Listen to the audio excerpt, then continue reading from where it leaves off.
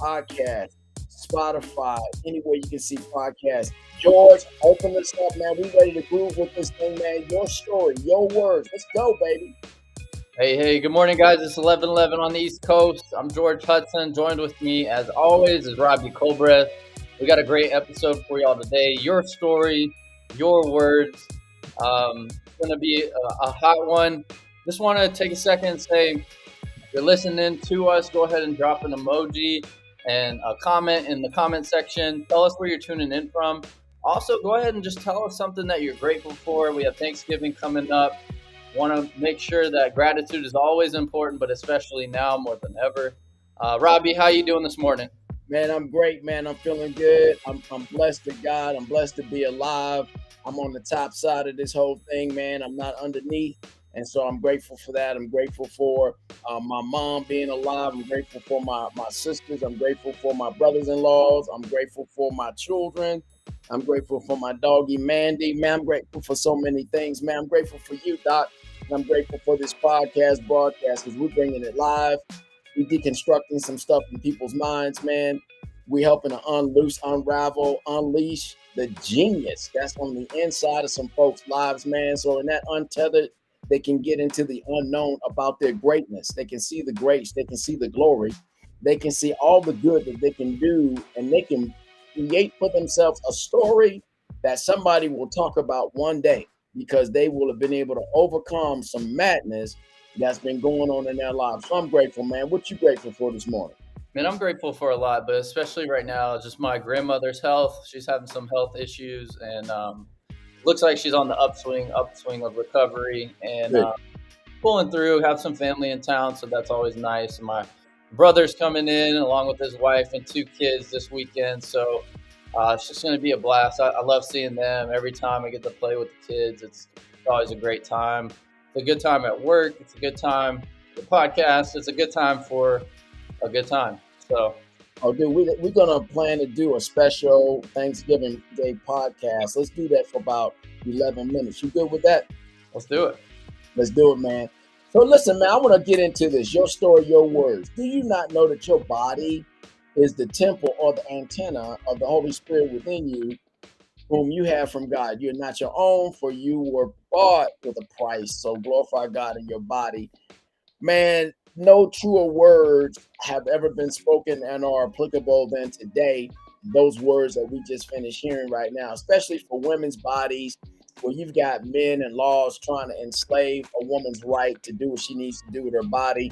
And that becomes the politics of it all. But then there's an overarching side of morality, where morality and politics and the agenda and the violence of it all doesn't lead to the castration of the men that might be perpetrating things against women's bodies, but it does castrate the rights of women to do what happens to their body, what their decisions are. And on top of that, sexual promiscuity running rampant between men and women, leaving a cause and effect, maybe a child being born, a gift from God, unwanted by the laws of the flesh. We got a whole lot of stuff raging on the inside of us, man. A lot of fight, a lot of flight, and neither side seems to be stopping the violence of both as a possible solution for fixing our antenna, where we can receive some fresh new data, get us unlocked instead of fighting with our body and fighting with our minds. We fight through our prayers to break through some of this madness that's going on in the world. Your story, your words. So I always wanted to change the world. So this is why I made that statement. I'm not being political at all. I always wanted to change the world as a child. That was one of the big things that was going on in my mind because I was in Bible study, and I saw this great king that came in a manger unwanted. People didn't really want him, but their antennas were up. They knew when he was going to arrive. They knew the impact he was going to make on the world, and they did everything they could to stop him, snuff him out, even to the cross, because they wanted to stop the good that could come out from his efforts. When I saw that as a child, I decided in my heart I wanted to change the world. I want to be like Jesus.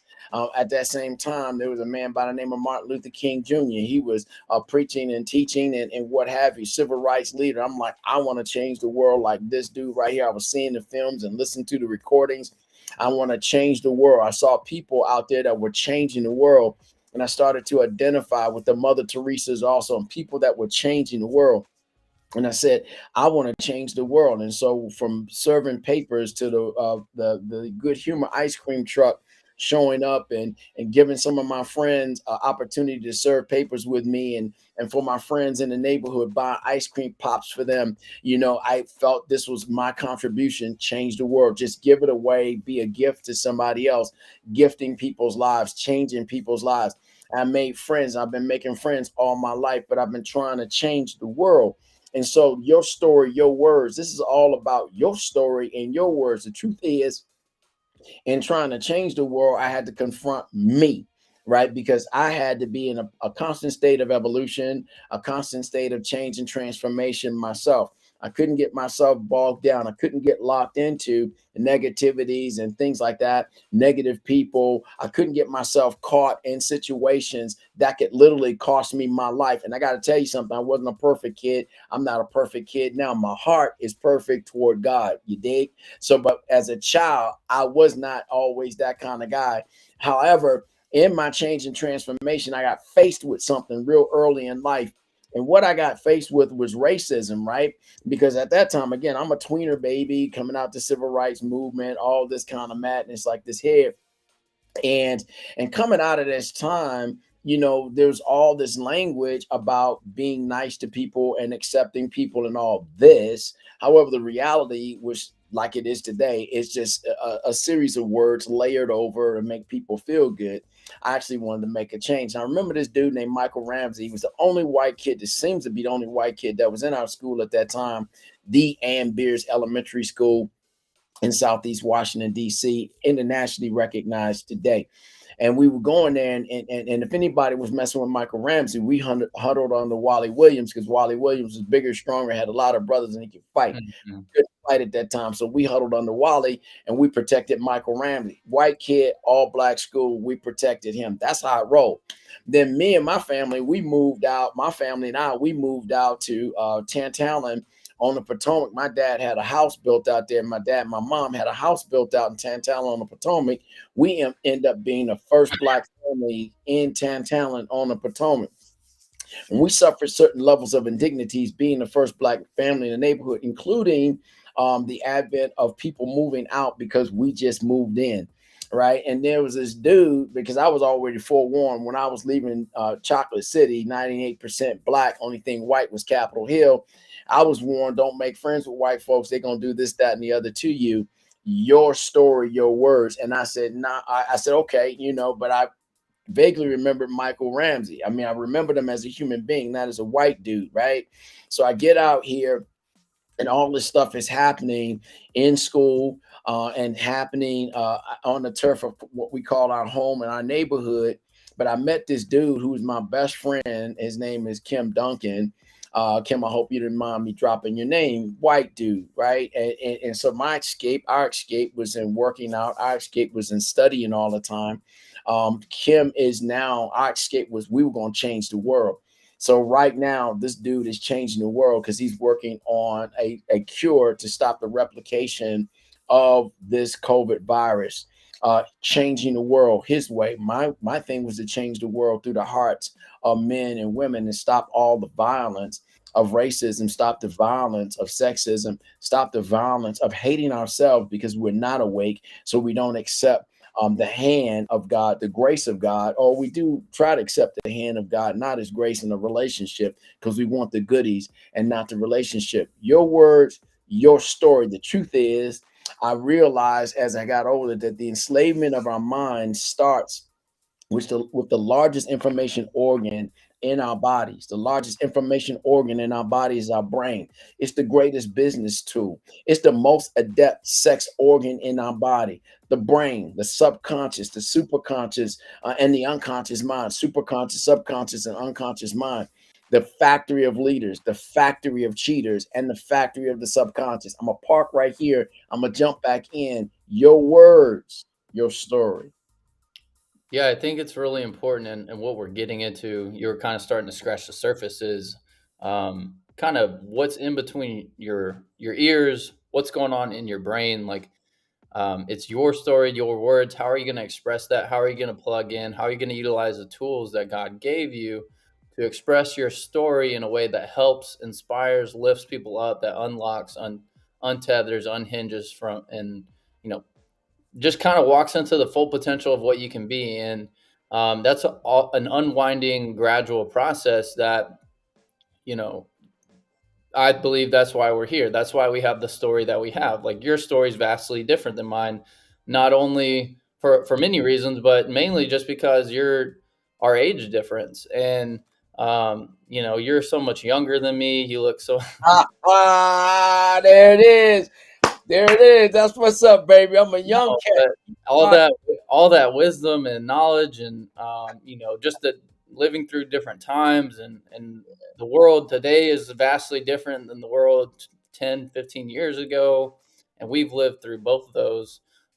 So, but even with all that to say, is our story is unique to our journey for a reason, and we have to use that and relate to people with it, and then kind of show them the path, and find the path together to, you know, walk into the fullness of what God has given us, in my And the opinion. cool thing about that, what you just said, using your words about your story, is that we can do this without judgment. I think the problem is we're judging too much along the way, and we're not appreciating the goodness and the blessing of having multi generations, all of us together, all of us unwinding, all of us getting unpacked, all of us getting unleashed, untethered from stuff that's been controlling us. Remember, I just jumped on the superconscious, the subconscious, and unconscious mind or conscious mind. The factory of the subconscious, superconscious mind is this: is transcending human or normal consciousness. That's what that means.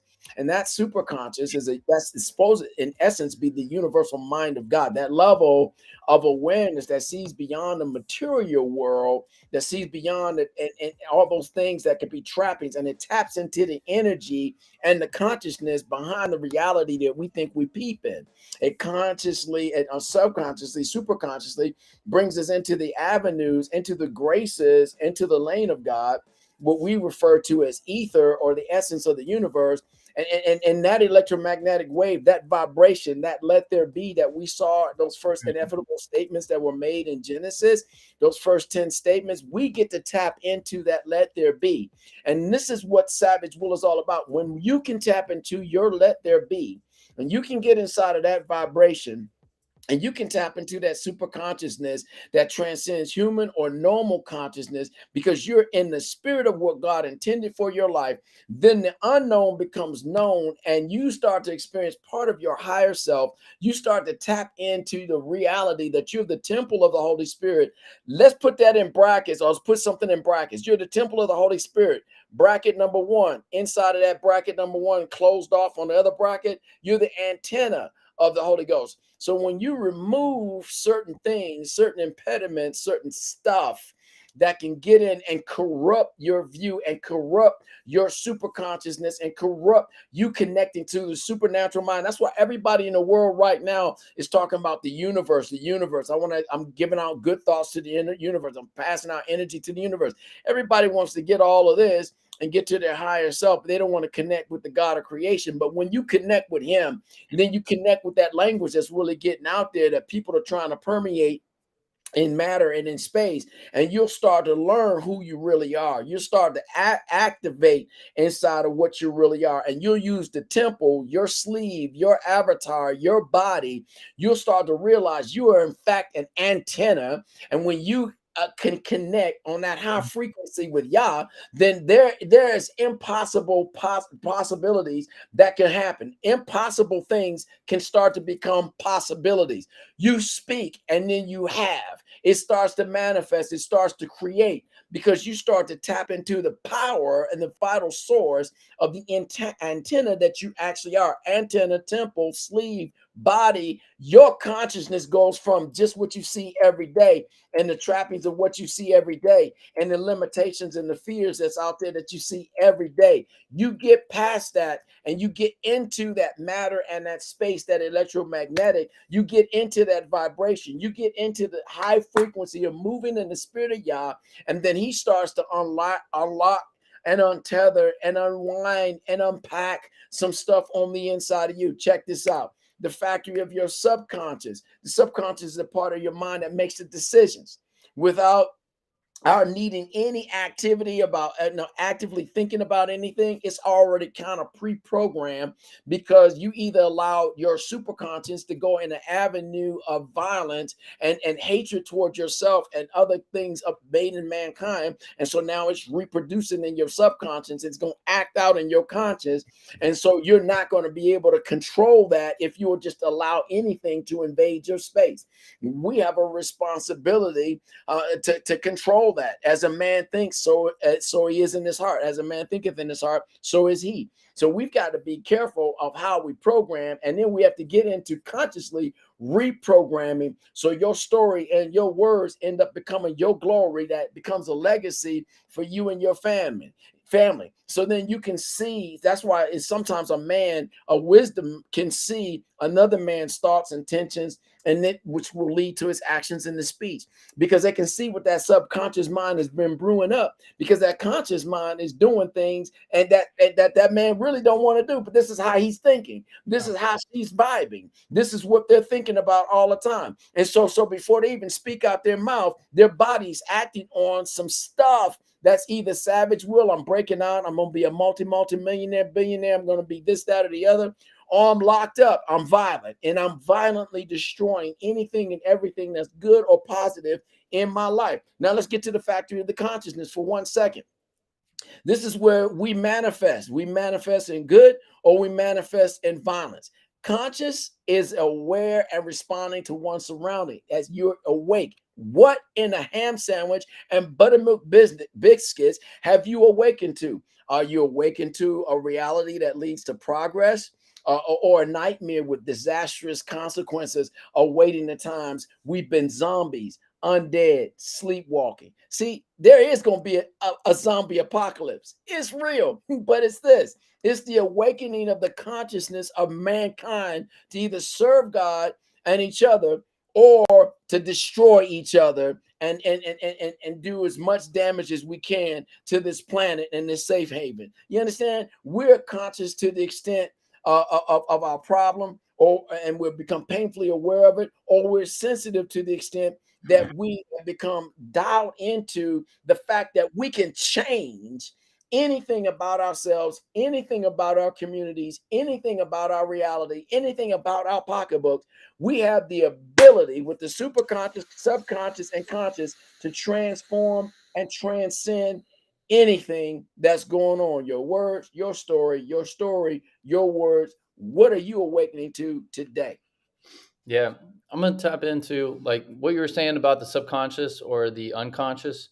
To me, those are kind of the same things. I feel like that's true. I don't know, but one of some we got to really pay attention to some of the things that speak to that without us like realizing it, because that's our surroundings, our friends. That 100%.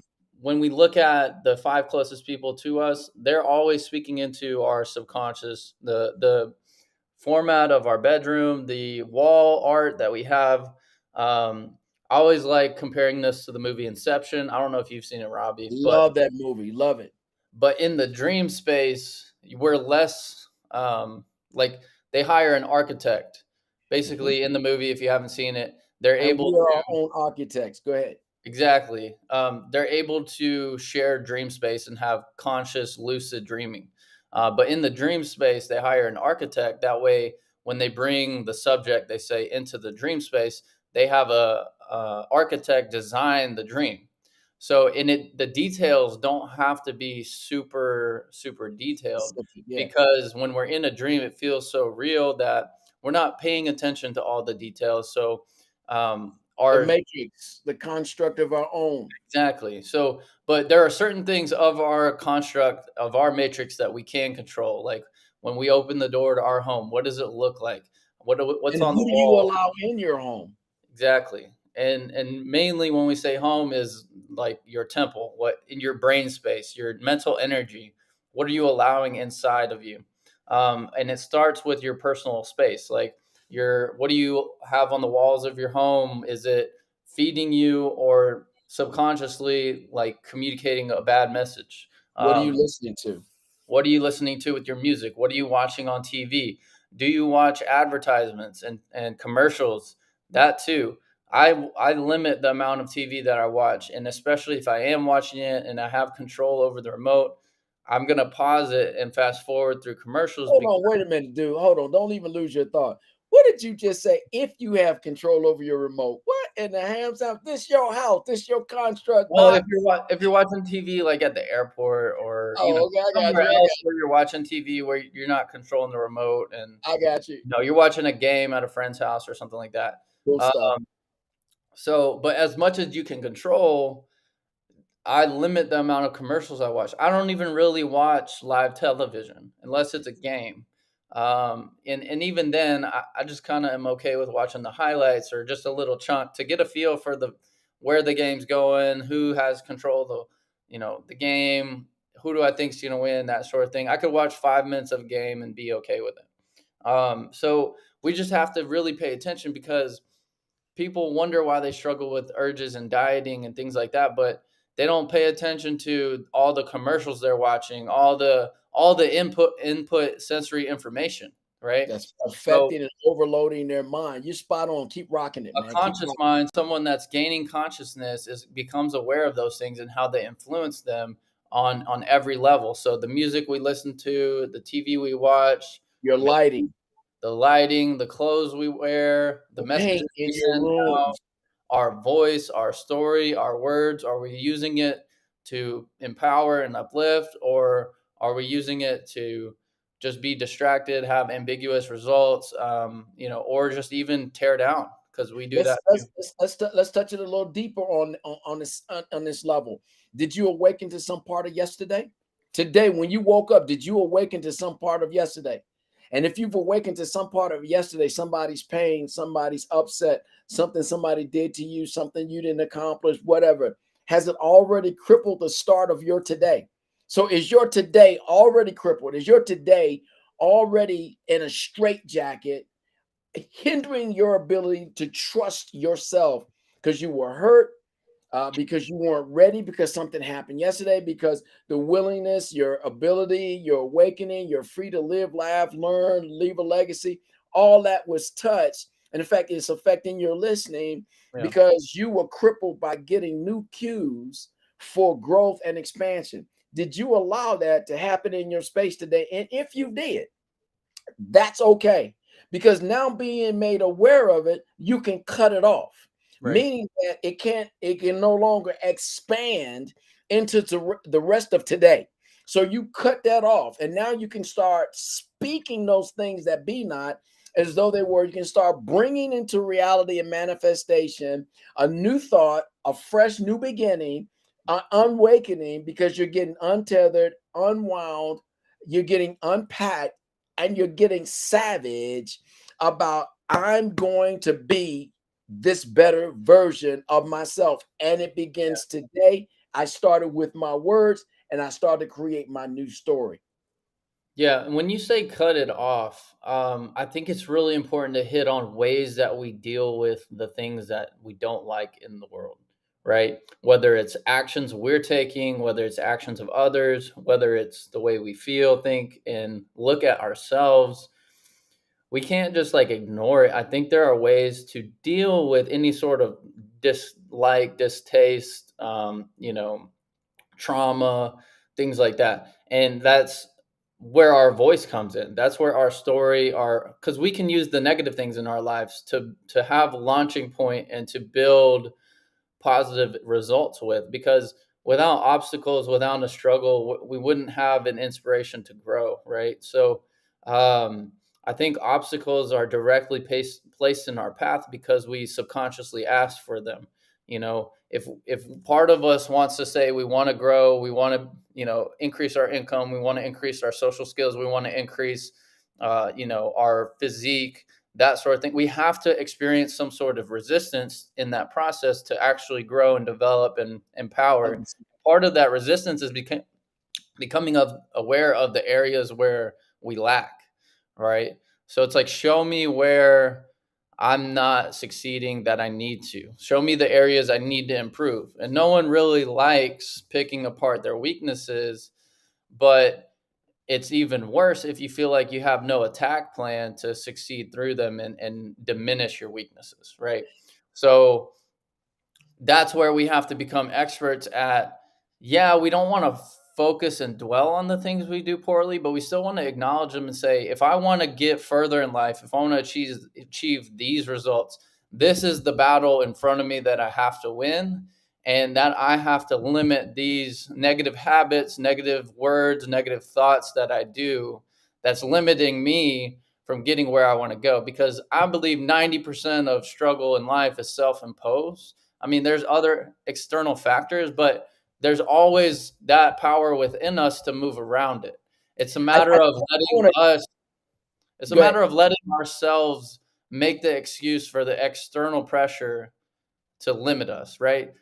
We can always I move don't around agree it. with that 100% on the percentage.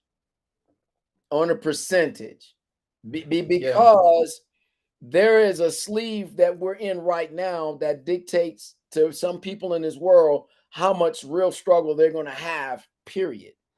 yeah. There is a socioeconomic position that some people were birthed into that affects part of their struggle. Doesn't limit, but affects part of their struggle right now. And I would so say it's 100% up to us whether we accept that and let it keep us where we are. That's what I was trying to say. I'm 100% on what you just said, Yeah, because just because you were spot on everything else, but was at 90%. But we are 100% responsible for changing the game right. in our lives, for training ourselves to lead our minds, lead ourselves into a spiritual realm, being that antenna to grace, and from there, pre-programming ourselves, pre-planning ourselves for success, and allowing that to drip in, especially in those most vulnerable times when we're asleep, and most vulnerable times when we first awaken. And then going ahead and being conscious enough, like a good workout, to speak things into existence. And the first awakening part of your day, look at your I am affirmations, and speak those things. Get your 6 minutes and 30 seconds of prayer on, and thanksgiving for why, for what you're believing and accepting as this transformation, because it came new. The blessings of the Lord each and every day, and great is His faithfulness. And so that's how my antenna works. And so in that first 6 minutes and 30 seconds of my life, when I'm consciously aware that I'm alive again, I'm thanking Him, and I'm also pre-programmed in my prayer life to thank Him for those things I'm about to achieve. I've yet to put my hand to that plow, but I already realize I'm going to achieve it. I see it. So that's the vision of it all. Being visionary, I see that thing being accomplished. I can then speak it, and those things that be not as though they were. I see the end before the beginning, and so I can call that manifestation into my realm and start to believe on it and start to speak it and start to expect it. Now, here's the biggest part of that journey: put your work in. Right? Anybody that I've ever trained in my life, that's something that they've heard a lot. Any places I've trained in business, I say, put your work in. That goes back to the things you were talking about. When you put your work in, there is a reasonable expectation for growth and development. If I take a joker who wants to play football or wants to improve on his 40-yard dash, there's so many technical things I must adjust that joker on, and I must build repetition around the adjustments that were just made. If I start training the joker and I'm trying to build up his bench strength, there's some things I have to pay attention to in his arms, his triceps, biceps, in his lift, the technique, and his breathing, and how he positions his legs, his body, the whole, and some little things. And so, even in life, it's when I look at stuff like that, I have to position myself, and I've got to get to a word that is so very powerful that we oftentimes omit in our journey: details. Even when I'm playing around with my wife, I say, give me details. And even when I'm talking to my sons and other people, I'm like, what are the details? Tell me the details. If you can speak the details out, you can achieve just about anything you want to achieve. Now, I understand you're going to need some people along the way. You're going to need some impartation like we're doing right now. Yeah. And as the usage grows, Real that quick, usage Bobby. can become Yeah. powerful.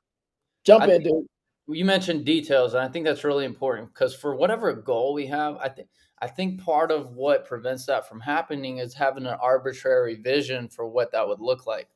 Even if I feel like when we come up with goals, details, affirmations, um, manifesting, like we have to become very detail oriented all the way down to the date, the time, Yep. the amount. Like if you're in a sales role, I'm going to have this amount of sales this week, and as detailed as possible. I'm going to have this many on Monday, this many on Tuesday. Write it down. Yep. Put it in your brain. Write it a couple times throughout the day, that sort of thing. Because, and then you have to know where you're actually at in order to bridge the gap, right? So if you're at 0 and you want 10K on the day, then you got to know where you were at versus and where you want to go. And what you need to do is the next steps. And you're going to say, I'm going to achieve this by selling this package, that 2 or 3 of that package. And then this guy's going to call me. Like, you almost need to map out a play-by-play game plan, because yeah, it might not happen exactly like that, but you're almost you're making it, your visualization skills are very important. George, we played football, and when we Yeah. got in the game and we played football, right?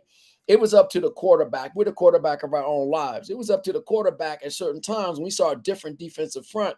We had to call an audible. And the more the team knew, the line, the skilled receivers, running backs, all that, the more they understood the value of the audible and what that play needed to look like, the more likely it was that you were able to succeed after the audible was called, because a previous play was called. But sometimes in life, we have to audible. Audible means I got these details right here, and I've mapped this piece out for my life. There's a sticky part of that journey, and it ain't working right now today. It doesn't mean I need to redo my whole plan. But today I'm not achieving that. Like you said, if I'm not hitting that 10 grand, if I'm not hitting that 10 grand on productivity today, hey, John, am I telling it right? I call it audible.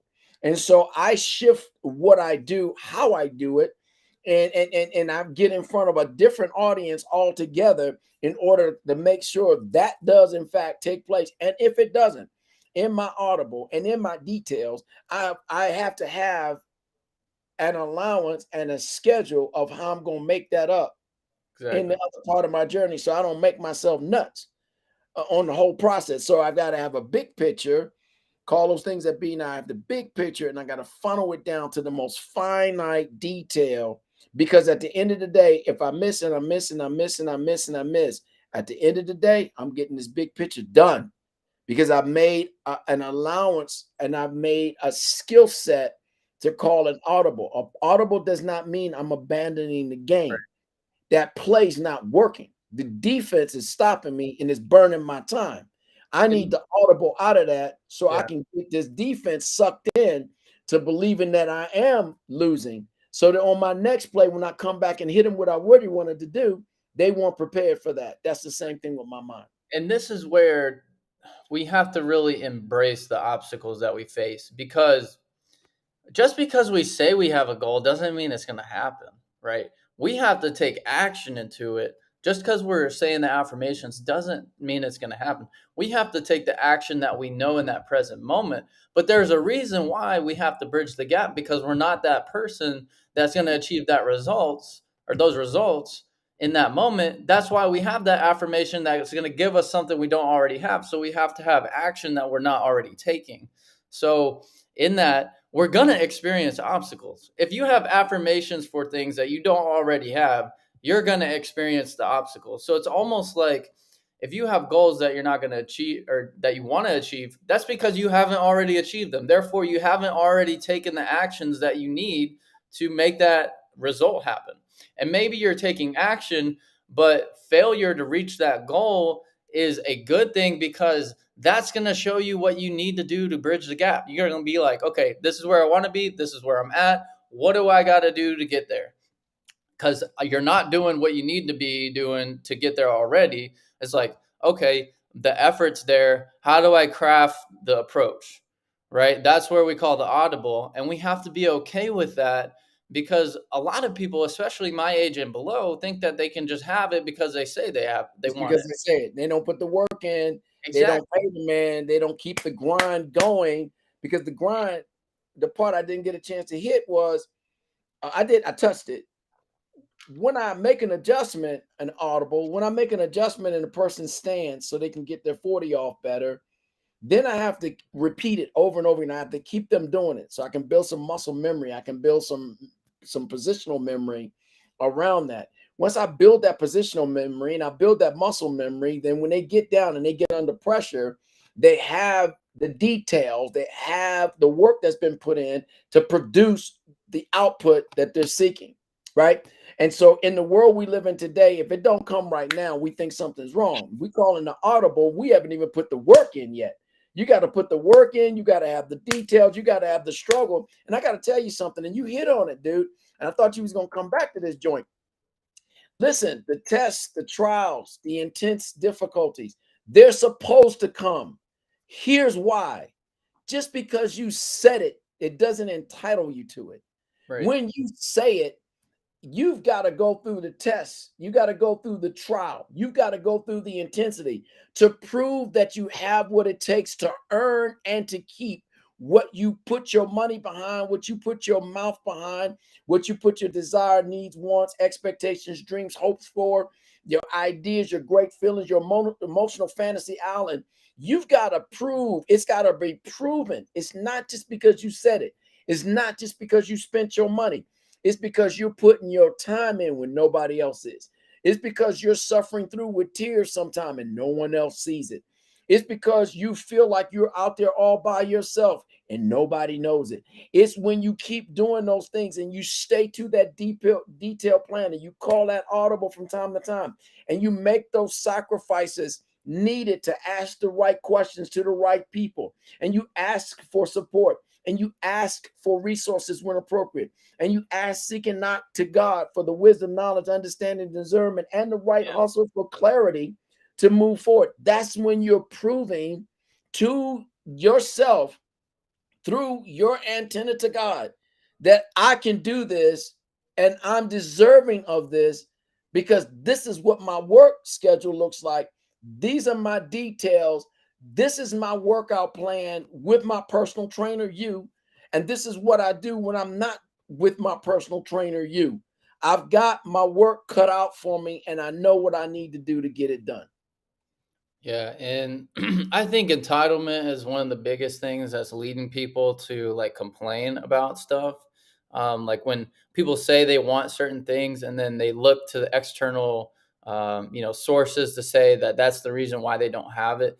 I agree. Like our country is not perfect, our world is not perfect, but I fail to see like someone that really wants to achieve results. I struggle to see like why they can't have them at times. Like yeah, everyone has obstacles, everyone has something to get past, everyone has something to get through and get over, and we're all living our journey for a reason, and we have to use that along with our voice to push through. But we all have battles and we all have the power, regardless of the struggle, regardless of whatever you're going through, we all have the power to overcome it. And that's the thing we have to focus on. And if we're busy on external result or external sources and the negative things in the world and the state of America and who's president and we're lost. We're Exactly. chasing. We're like a rabbit chase or like a dog chasing a squirrel that we're never going to catch, right?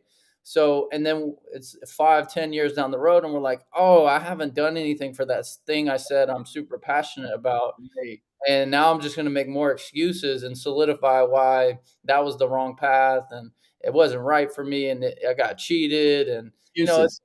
it's like the 40-year-old guy who's like, yeah, I would have went pro if I didn't, if a coach wouldn't have liked me, it's like I'm specifically quoting a movie. It's Napoleon Dynamite, the Uncle Rico, um, and he's like, yeah, back in the day I could throw a football over those mountains, Yeah. and it's just Armchair quarterbacks is what we call them yeah, jokers.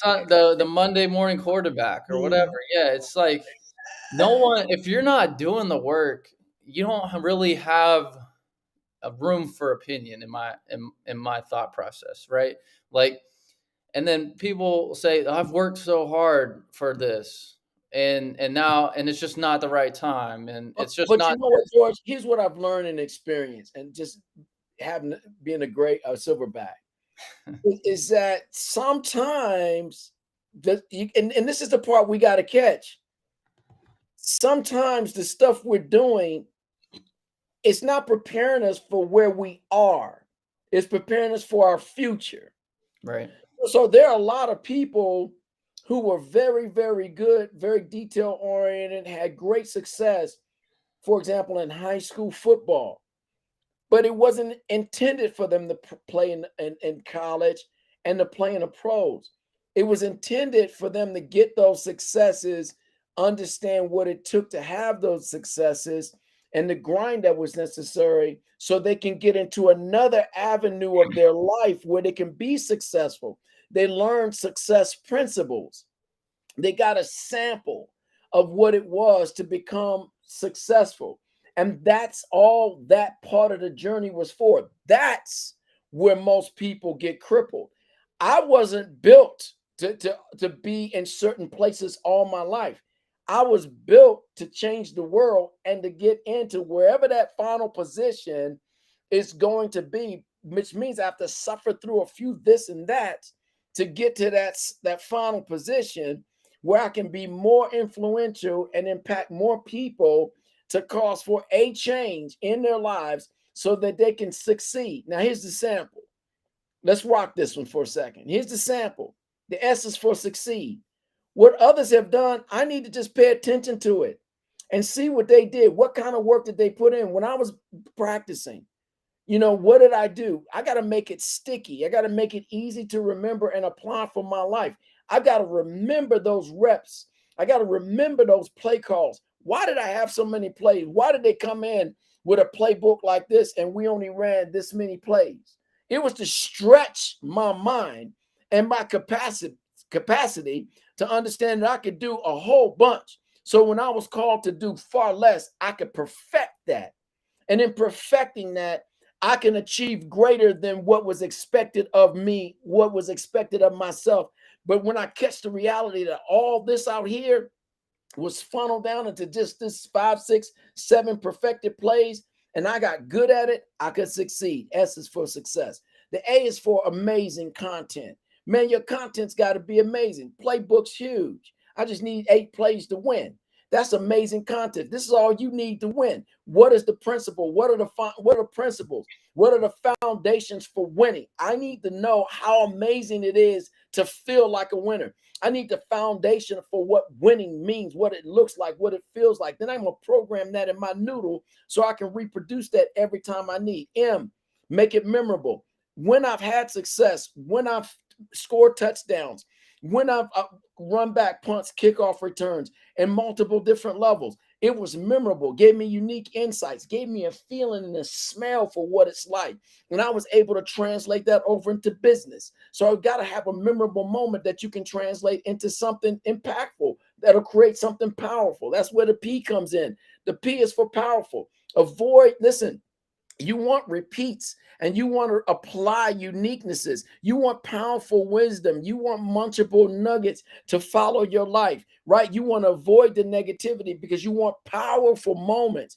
And the power of your moment is based on your success, your amazing content, your memorableness, and the memorable moments that have come along when you've been detail oriented and you stuck with a plan. And oftentimes I had to call an audible, but you learn how to win. We have to get to something where we learn how to win. I was talking to my son the other day, and I was talking about the admiral that gave his speech, and he said, first thing you should do in the morning is just make up your bed. You're already winning. Do the small thing so you can go ahead and get familiar with winning. And once you get familiar with winning, I just won this. Now add to it. Then the L is for legendary. Man, you got to be legendary. Listen, I didn't come into this world to follow the crowds. I came into this world to make the crowds, to be a human highlight. I've identified that about myself. You can trip and feel whatever you want to feel about that, but that's what God put inside of me. I don't leave that up to your scrutiny. I don't leave it up to your judgment. I don't care if you judge it or not. That's not my part of my course. So that's what I'm trying to get to is I don't care what Mm. somebody else thinks about my journey. I care about what God called me to, sculpted me in, and I'm going to bring those people or find those people around my life that help to edify that while I'm edifying their lives so I can be legendary. I can laugh at my failures because they're moments for me to grow. I can listen always at the feet of somebody else. I'm always learning and I can be likable in my sample. And then the E is for this exciting to hear and do. I want to make everything I do. That's the munchable of my life. Make it exciting. Anywhere I go, I want to bring energy. Anywhere I go, I want to bring excitement. Anywhere I go, I want to bring enthusiasm. Everywhere I go, I want people to expand. And you can expand through excitement. You can expand through energy. That's the sample, baby. And when you take a sample, you can make sample. You can use those words, those letters to mean anything you want them to mean. Here's the thing about being savage with your will. My savage will says my sample is indicative to these letters and these words that I put behind those letters in order to affect change in your life and in my life as well, so I can be successful. So your savage will should be, I can win. What does my sample need to look like? What does my sampling look like? Who have I learned from? Who am I dialing up on a telephone? Are they people that have arrived at a place that I've never been before, but they can give me insight? Before I did this right here, I got a billionaire friend that I called up on the phone. I said, listen, I'm getting ready to do this international day of repentance. God's put it in my spirit to do. And I need you to keep me in prayer. I didn't ask him for no money. I didn't ask him for nothing. I said, keep me in prayer because his thoughts, his wavelength is far and above mine. He's a billionaire. He's far and above mine. He's tapping into some other stuff. You understand? So I'm tapping into him because I want this thing to go the way God wants it to go. I didn't ask a lot of other people. I asked some folks to join in to be on one accord, but I asked him because I realized from the Lord, God blessed him with something supernatural to be able to for him to be able to become a billionaire. So I dialed into him because he's at that level. I dialed into my millionaire mentor friends the same way. They're at another level. God blessed them with that. And they all are believers. Do you understand? So my sample space is different. And so I'm going to go to my sample space. It's not necessarily for me to be a billionaire or necessarily for me to be a millionaire. And I'm not ruling any parts of those out. I'm simply saying, what's your sample space look like? What are you networking with your mind, your soul, your emotions, your intellect, your body? How's your internet of your congruent body? What is it linking up with? What spirit is it linking up with? Is it linking up with the spirit of this world? You IG'd out, you Snapchatted out, you Facebooked up, or you finding that you are locked in to stuff that allows you to get the information flow that you need from God so you can become this great person that you believe you are. I said enough. Yeah, I think you hit it there at the end is like if someone is mad about the results that they don't have and think that they've put in the work to get it, I would just ask you to evaluate your time. How much time do you spend on IG, Snapchat, Netflix? How much time do you not sleep worrying about your vision, right? The things that you say you deserve. How much time do you spend not eating because you're spending time on, your vision, your goals, and achieving your dream? Um, Sacrifice. how often do you cry or get upset because you're not where you're at? But that inspires you to push the pedal further, right? That and you understand that that's providing an avenue and resistance that that's a clue, that's an indicator that yeah, you need to work harder, or you need to evaluate your scheme and hit it from a different angle, or need to know somebody else who's going to teach you something that you don't already know, right? How often are you investing in your mindset? How often are your words positive? How often are you know you doing affirmations? Like and that's one of the things I do when I sleep is I play just positive words, right? It Yes. just it hits on a different level when you Simple. sleep, because and when you sleep, some people think you're like tapped into the subconscious, and a lot, I don't know, there's probably a science to it that I haven't looked into, It but is. It your is. brainwave states are most closely related to hypnotic states. So you're be able to like program yourself in your sleep basically. And that's why I say people shouldn't fall asleep to the TV or fall asleep to that, because um, when it's speaking to you and you're asleep, there's something deeper that's happening at that moment. uh, Reprogramming. exactly. So why not use it to our advantage and And it use should it? be your voice. It should Yeah. be your voice, not someone else's. So if someone else said something that you agree with, you're supposed to write that down. And then in your recording that you put on a loop, this is something we used to do with old school success principles. We put that on a loop on a tape, and that tape was geared at repeat. So you should be able to buy a repeat tape, put it in an old cassette player, and you would state your affirmations and who you are and what you're going to be, and you stated it in a now and in a future tense, and it would had to be your voice, and it had to be well, it was suggested that you have a soft kind of music, or like the rain, the storms, and the showers, and all that kind of what do you call that music? Like I the think you know, white. white noise, and it would program in. And so then when you awaken, you awaken to a consciousness that Yeah. had been baptized into what you were saying to yourself on based on what you believed you would accomplish. And so when you saw obstacles come your way, you already realized, I've already overcome these, or has nothing to do with me. You could see the obstacle ahead, but you realize it had nothing to do with you, because you had already programmed yourself. You had already baptized yourself in that forward thinking. You went to sleep on that. And it was soft and it was melodic, and it just went in and reprogrammed everything about you. And your superstructure was built. So when you woke up in the morning, it wasn't a game of chance. It wasn't if you bump into somebody while you're having your tea or your coffee, they said something to you and pissed you off. You could hear what they had to say, and it had no effect on you. You were getting ready to move into the strength of your day, Yeah. because you had already programmed yourself for that win. It's like every situation, and it's hard because we get like distracted by the day, we get distracted by the way we feel, we get distracted, but like every situation of the day is a sign of like what you're putting out and where you're deciding that you want to go in the world, is because how people, there's so much interaction and communication that happens non-visually that um just is an indicator of kind of the frequency that you're putting out, if that makes sense.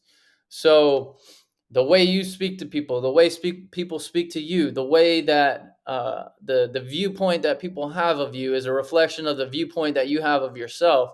And if you respect yourself enough and you have confidence enough and you have the skill enough, then people are going to respect you in a way that reflects how you view yourself. So that's really important. So anyone struggling with confidence or discontentment, and this is where Andrew Tate comes in, is like those things are in our lives to tell us that we're not okay with where we're at. It's Amen. not and it's completely part of the process. It's beneficial to be in those areas, because that is life, that is God telling you to move, to grow, to develop, to hone in on your craft, to Yeah, find your Lord. path. That's why so many people are unhappy in the jobs that they're at. It's because they're not meant to sit at a desk And and do just. this all their lives. Exactly. And a job is good for a period of time, but you're not always Once going it to served be. its purpose. Yeah, once it's served its purpose, you're not supposed to be there forever. Your job is to be there for a season until you figure out what your path is. And Or then until you figure out what this segment of the journey was all about. What did it build? So you're not unconscious. That's part of what the problem and the dilemma in the world is. We're living as zombies. We're unconscious. We're the undead. We're not conscious. We're not awake. But when you're awake, you're there, and you're just in the discovery process. I'm figuring out why. I was telling my wife the other day, I was talking about a part of a journey that I was in, and it's going to be in my message tomorrow. But I was a part of a journey that I was in, and in this part of the journey, I'm a bishop, I'm an apostle in the Lord's church. I've got all these churches under me at this particular time. I've got all these responsibilities, and I move to Maryland. And I get to Maryland, and I have to work for this period of time. And I was telling my wife, I said, this is uncomfortable for me. I'm working here. I'm working in this meat department. I'm working to do this. And I couldn't figure it out. I'm like, God, you got more for me. And he didn't answer me at that time. So I went to work in that meat department. When I went to work in that meat department, I was so frustrated because I came there at a time where they were a week away from having this big inspection. And I'm sitting in this department. I'm running this department. At least they did that. And I'm running this department. I'm like, I'm not supposed to be here. And I'm all frustrated. And I said, well, I got to settle, and I've got to embrace, and I've got to allow for this to flow. God, what is it that you want me to see in this moment right now? And so I allowed myself. And when I allowed myself to go through that, the place was filthy, in the cracks in the floor and the tile, filthy. The meat machines, filthy. Behind the walls, the machines they were cooking food in every day, filthy. And the man says, we got an inspection in a week. You responsible for cleaning this up. I'm like, the first thing that came to my mind on the fence was, y'all allowed this to happen for over a year, because this is a whole lot of dirt and grime. And then I caught myself. That's what I'm here for. Change the world. And sometimes when you change in the world, you get put in uncomfortable situations that you don't like. And you've got to fix that situation. I went in first, I reshelved everything in the freezer because it had to be organized. That's why there's food everywhere and stuff was wrapped the way it was. And then I started organizing everything out on the counters. Then I looked to the floors and I started scrubbing the floors. They had chemicals to scrub the floors. They weren't working. I said, here's what I've learned. Comet works and bleach. Well, what's making Comet work is the abrasive and the bleach that's in. I got some more bleach. I got some Comet. I scrub like crazy. I start scrubbing the floors. All the gook comes up. I scrub the back walls. They get clean. I scrub the machines. They get clean. We passed the inspection with a 99%. We just rocked out. The store manager was super happy. He's like, man, what did you do? I said, I go back to what I knew worked. I had to go back to something my mother and my father taught me. You got to clean something and it's filthy. Get some bleach and get some Comet and get a toothbrush and go to work. He said, you were cleaning this with a toothbrush. I said, yeah. He says, why did you do this? I said, I had to treat this department like it was my own. I had to put in perfection. I had to put my work in. I had to get it to where if I was inspecting what I did, I would be pleased. And I did everything as unto the Lord. He was like, what? And that just opened up other doors. But here's the door it opened up. Not too long after that, I was able to get back into full-time ministry. All God was showing me while I was there is when you do this church plant out here in Maryland, this is the level of excellence I wanted to be on. So you're right. Sometimes you're on a job long enough for something to be perfected in you, something to be prepared in you, so that when you go to launch out and do the thing you're supposed to do, you're ready for it. You've already put your practice in. You put your work in. Now you're ready to get paid. We planted the church blew up. Mm-hmm. It was awesome. Details, making sure everything was clean, everything was tight. Radio, we was on radio of the whole 9 yards. God was blessing. It was amazing. But I was in that situation of discomfort to perfect something that needed to be done. And when I realized what it was, I moved on. I see somebody that's on right now through Facebook. He worked for me for a short period of time. He worked just to gain a little bit of knowledge and be perfected in a specific craft. He took what he perfected, went to another craft, and now he's in the multifamily space, and he's doing incredible work. But he's being blessed. His socks being blessed off, and his other craft as well. I'm seeing that. I see another guy that's out there on Facebook. Same thing. We collaborated together in another business space, but we had to learn what it was and why it was we were there for that space of time. And sometimes you're just there because you need to meet that person to impart into that person's life. Then you get to move on. So you touched on a great piece right there, George. That's hot, man. Finish that stuff up, baby. Yeah, so in order to move ahead or level up in life, you have to really perfect and overachieve at the level you're at, right? To bridge the gap to the next level.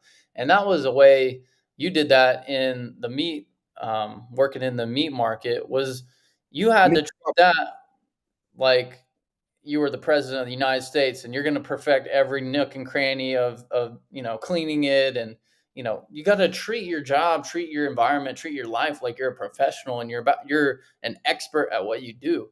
And at the end of the day, you have to be able to tell yourself, I did absolutely everything, and my plan is putting me on the path to do above and beyond the results of what anyone else would do.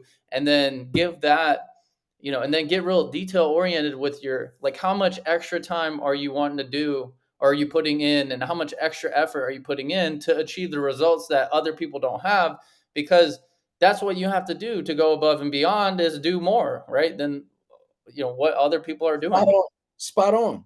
So oftentimes, like, you have to just evaluate your time and your strategy. But your time is really important, because the more time you're spending, the more awareness you'll gain of, like, no, what I'm doing is not working, I gotta tweak it, I gotta call an audible, I have to change my path a little bit. I have the right idea, I need to just hit it from a different angle. And so And many then, people are losing because they want to sleep, or they want to take their ease, yeah, or they want to do something that everybody else is doing, but everybody else wasn't called to what you were called to.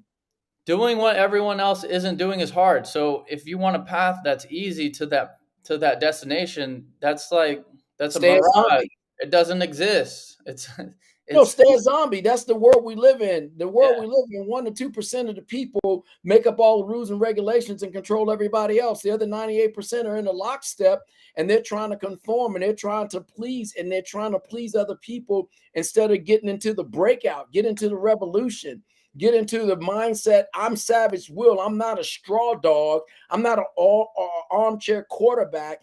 If I coulda, woulda, shoulda, dude, I wasn't built for that. I was built to go out and disrupt. Like Denzel Washington said, put God first. I was built to put God first and change the world.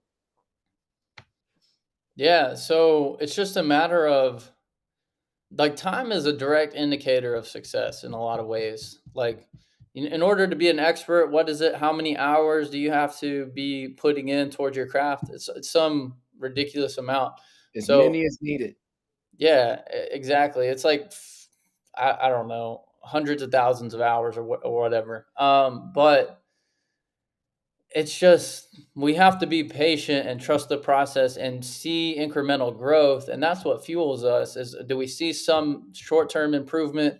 Are we, losing sleep over what we want? Are we, and this is where I incorporate fasting, because, like, I think fasting increases our magnitude and vibration. And if we have the right direction, we have the right plan, we're looking to be inspired in that journey, then we have to be willing to give up short-term satisfaction to experience long-term results and growth, whether that's physically, materially, spiritually, whatever it might be. Because if we say we're here and we want to be here, we got to make room in ourselves to get there.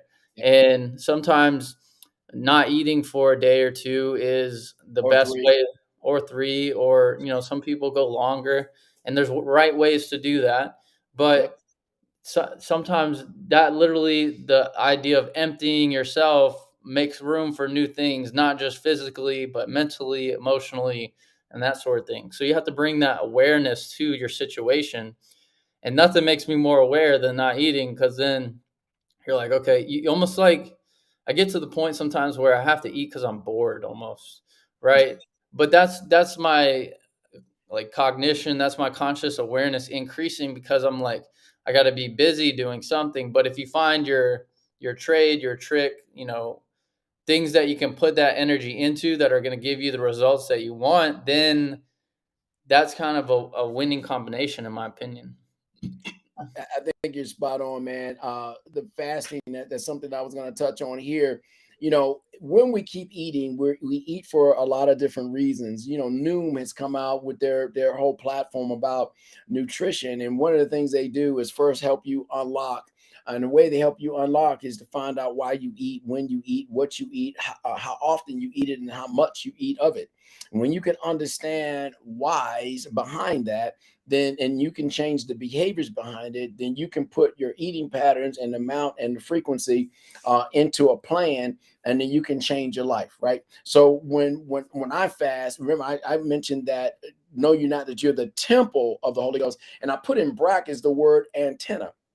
And the reason for me putting that word antenna there is because when I fast 1 day, 2 days, 3 days, and sometimes it's just turning off the TV and tuning out all outside influences from everywhere of every sort.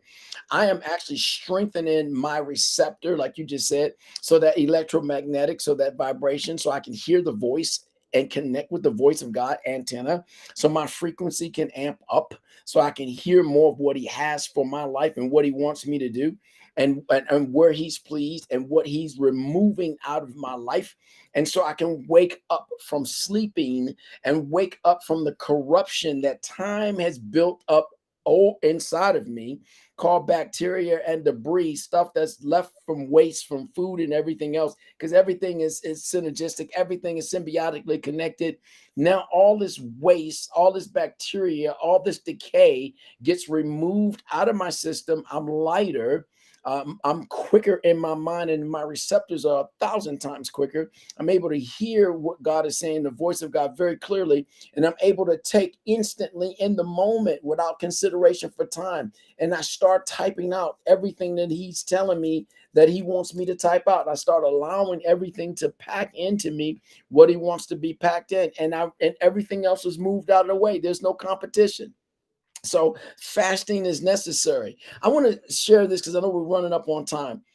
There was a man by the name of Teddy Pendergrass. He's a music artist, the late Teddy Pendergrass. And he had a song, and he started the song out by saying, "Wake up, everybody, no more sleeping in bed. No more backwards thinking, time for thinking ahead. The world has changed so very much from what it used to be. There's so much changing, war and poverty. And then he dropped down, he says, the world won't get no better if we just let it be." In other words, he was calling the world through his lyrics to change. He was calling people, human beings, to change. We can't change sitting around talking about, pointing fingers at, blaming folks for stuff. We can't change the world when we become responsible for our actions. We become responsible for our time. We become responsible for stuff that we're removing and eliminating out of our lives, so that in our sleeve, in our avatar, in our body, in our temple, we can make our antenna more dialed in to what the creator of the universe, I am, is telling us, and not the created AI is telling us. I close. Yeah, that's really good. I think it's crazy to me how much modern technology is mirroring our own capability, like our own technology. I think the most sophisticated piece of technology is between our ears, and the iPhone or the computer, especially the iPhone, just with Siri and everything like that. Um, and then AI starting to take a place in it, and then the internet. It just all kind of mirrors, I think, what our own capabilities are. Like, um, We and created a God. We exactly. need a God to do, say, and answer what we're afraid to do, say, and answer as human beings. We Yeah. don't want the God of creation, I am, Yud He Bah He Elohim. We don't want a yes, yeah, yeah. We don't want God, what we muddle down to a one word God. We don't want I am, which also says I will be. We don't want Him. We want something we create, so that when we need to excuse our behaviors, we want to excuse our actions, we don't want to take responsibilities for them, we can blame it on it. In in technology, IT, we can blame it on that, and we're just allowing ourselves in futility to get chipped and to remove ourselves from getting uplinked to God. We want to Mhm. uplink to the internet, but we need to uplink to God. If we uplink to I am, who said, I will be, when he talked to Moses, one of the most brilliant technology sound space travelers early on in the scriptures, when he gave him a supernatural uplink and gave him only his name. Yud-Heh-Vah-Heh Elohim. He gave him his name, a yes, yeah, yay, I will be. When he did that to Moses, he put Moses on another level, because Moses wasn't an ordinary guy. He was super smart, super brilliant, space traveler. He got him uplinked. That was serious. He Mm. got him untangled. He got him untethered. And he changed the world. A man with broken speech, a man with ordinary leadership gifts, because he had to be taught leadership from his father in law. He took an ordinary man that wasn't much and he changed what wasn't much into one of the greatest prophet leaders of all time. And when I saw him do that, I said, if you can do it with Moses, you can have me. I'm nothing, but you can change me. That's my savage will. That's why I live the way that I live. He took a nothing and he turned him into a game changer for the world. Yeah, I love that. Yeah, just the fact that technology emulates so much of our natural creation, and it does seem like, yeah, we're creating a God, we're creating something to take the place of our natural function, the abilities and capabilities that we have, taking away critical thinking. It just, the more we can develop and tap into that ourselves, I think, you have, in my opinion, the red pill versus the blue pill from the Matrix. That's like red pill being critical thinking, waking up, the blue pill being, just going through the motions and, as you mentioned, living like the zombie life. So that's gonna just about wrap things up for today. If you're tuning in with us, we really appreciate you. Go ahead, drop comments. If you have questions, ask those. We can address those in further episodes. And we got this Thanksgiving holiday coming up. Be sure to enjoy your time with your friends and family. Give Yes. give some gratitude for that for sure. Have some good food. Enjoy your time, and just really be grateful at the process and enjoying the process and tapping in to your higher self and